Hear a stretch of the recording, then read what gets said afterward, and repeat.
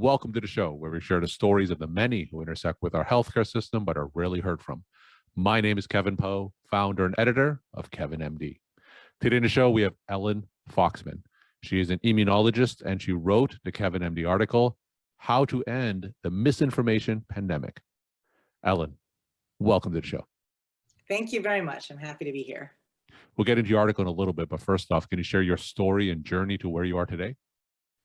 Yes, sure. So I'm a physician scientist at Yale University. I'm an assistant professor in the Department of Lab Med and Immunobiology. And basically what my job is mostly doing medical research to understand how our bodies fight respiratory viruses. The way I got here was through a long path. Starting in high school, I always wanted to be a scientist. And then as I got further along in my education, I really wanted to do research in a medical field to make an impact on human health. And that's how I got where I am today, doing research on respiratory viruses. And obviously during the COVID-19 pandemic, my lab has been doing research on COVID-19, and I've been asked to, explain COVID-19 and what's going on to a lot of people, from friends and family all the way to the media. So I've had a lot of experience interacting with different people about science communication. Wonderful. So tell me specifically how the COVID pandemic has affected your research. Well, we started working on this research on COVID, like many other scientists, in related fields. So before this pandemic came, the main question of our lab was, why is it that so many people who get respiratory viruses have no symptoms while other people who get the same virus have severe symptoms? So that's not only true, everyone knows that now, that that's true of COVID, but that's actually true of a lot of respiratory viruses. Mm-hmm. And we focused on the very early stages of the body's defense against viruses to try to understand that, to try to understand how is it that you could get the same virus as your household member, one of you gets really sick and the other one doesn't. And so obviously that fits very well with a lot of observations about COVID. So we shifted our research to include COVID and try to learn something about that. All right, and we're going to talk more about the misinformation pandemic, which is certainly very relevant over the last few years. So your article is titled, How to End the Misinformation Pandemic. Now, for those who didn't get a chance to read your article, can you just walk my audience through it and share the story and why you decided to write it? Yeah, sure. So at the beginning of the pandemic, like many other scientists like myself, I was really worried. Actually, like everybody, I was very worried about what would happen. And I thought, wow, if we could only develop a vaccine very quickly in an unprecedented, fast manner, that might really be able to make a huge difference in this pandemic. And it wasn't a sure thing, as us physicians and scientists know. It was really a long shot. It had never been done that fast before, but we actually succeeded in doing that as a broader scientific community. And I really thought that our job as a scientific community would be done and we would be able to be reflective and look back and learn about the science. But as you can see, this pandemic is still going on.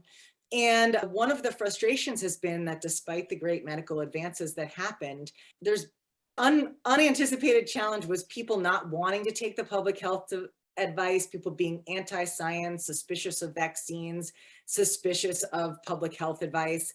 And that really was what motivated the article, to try to understand what is going on, why is that happening? And that's where the article began. So give us some reasons. Why is there a mistrust in scientists and public health authorities? I don't know the total answer to that, but as a scientist, I know the most important thing to do is to identify the question, right? And I think that's one of the most important questions that has bubbled up out of this pandemic. Why is there so much mistrust of science, and how can we as physicians change that? I really feel like we're in a unique position because unlike a lot of other jobs, we actually interact with people from all different sectors of society and all different political and socioeconomic backgrounds. And we all have a common goal, which is to improve people's health. People coming to us and the people we're trying to help, that's the common goal across all political and socioeconomic lines. So I really think we have a chance to tackle this issue. So tell us a communication story about how you're trying to communicate science to someone who may not trust everything that you say. Do you have a story to tell in terms of how you approach that scenario?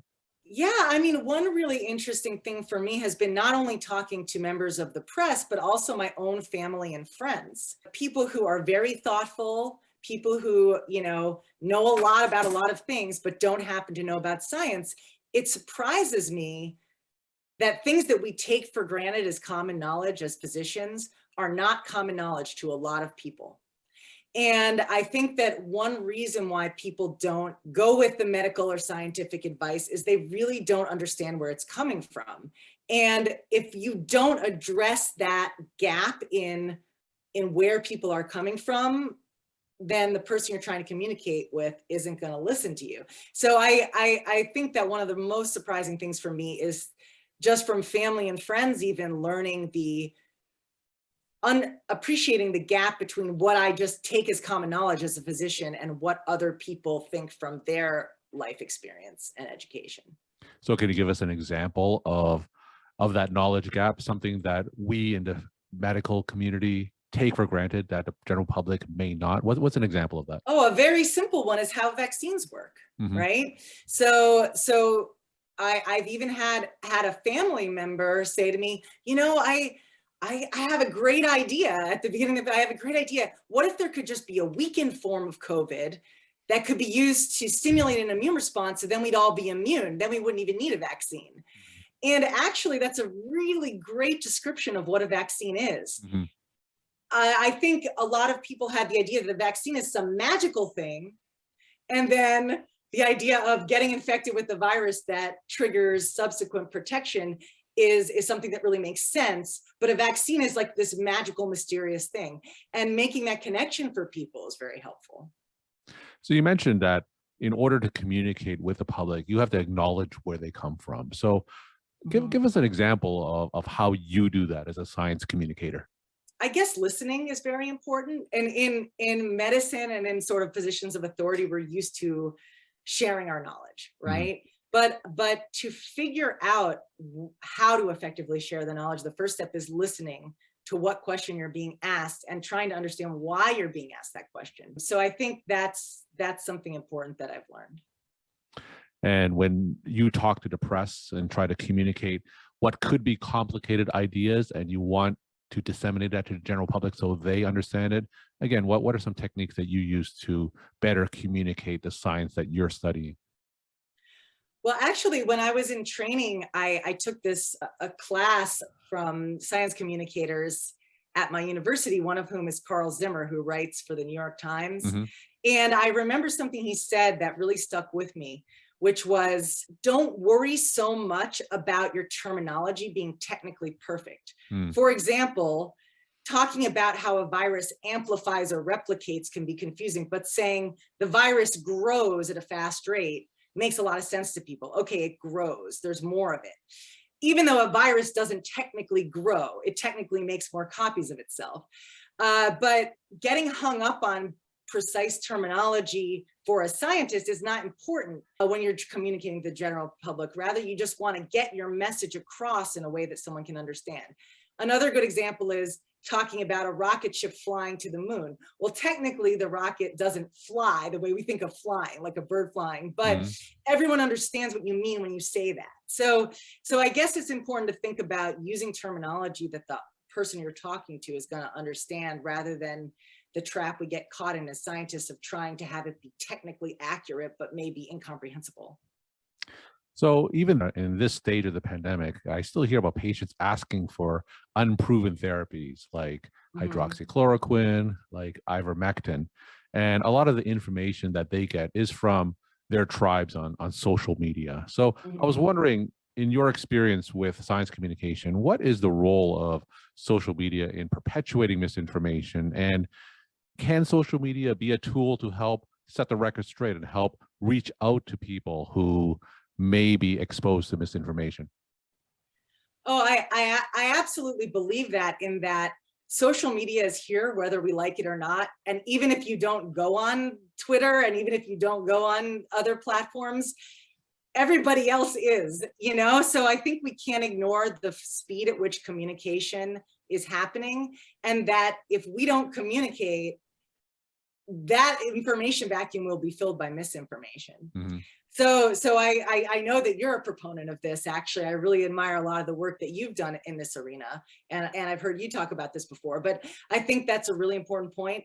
And then to the other point you made, ivermectin and hydroxychloroquine and vaccines. There's a lot of information about all of those. An effective strategy I've found is that don't get caught in the weeds of debating the latest research paper and the number of patients and the error bars.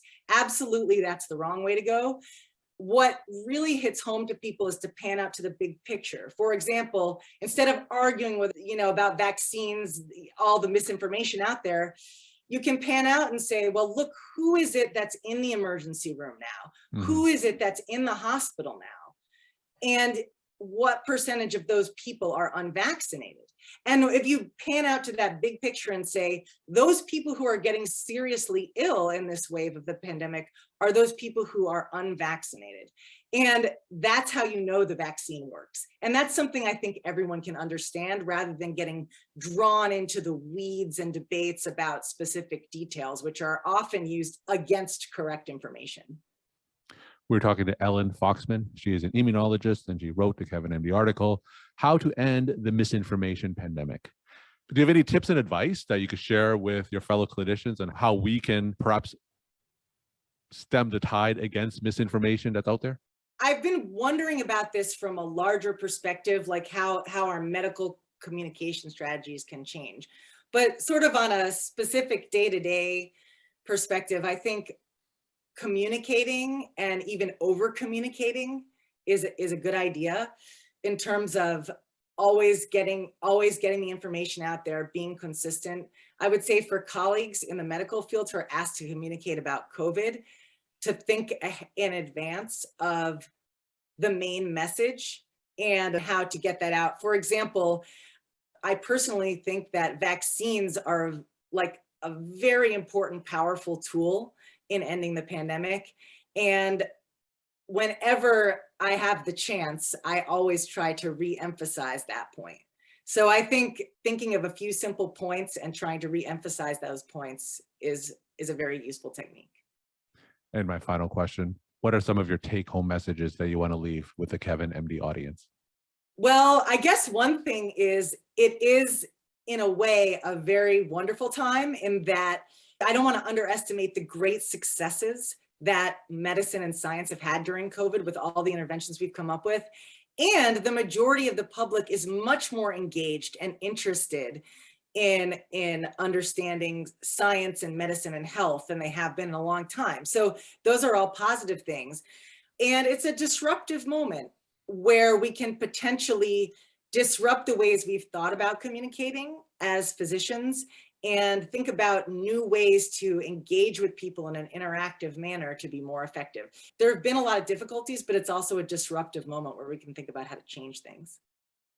Ellen, thank you so much for sharing your time and insight. And thanks again for being on the show. Okay, thank you very much. And thank you for all the work that you've done with science and medical communication.